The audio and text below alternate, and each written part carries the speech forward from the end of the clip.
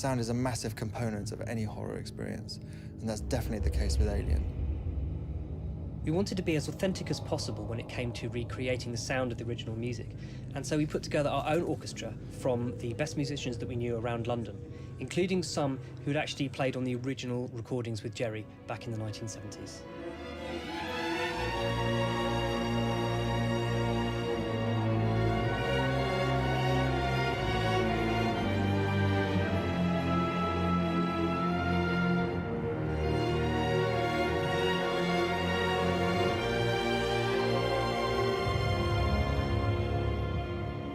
One of the most exciting aspects of working on the sound for Alien Isolation was that we were given access to the original sound recordings from the first film.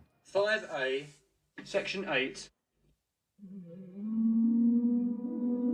We were very lucky because we were able to find some very old recordings which showed the process by which the sound designers created a lot of those sounds, and we were able to recreate that process as accurately as we could.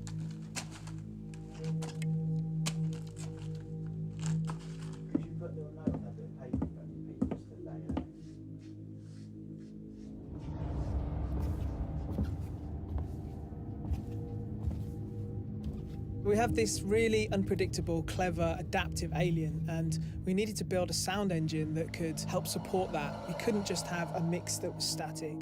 We needed a score that could change and that could adapt based on what the player's doing and based on what the alien was doing.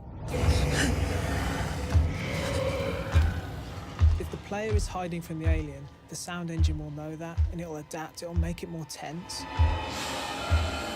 The idea is to drive an emotional reaction from the player.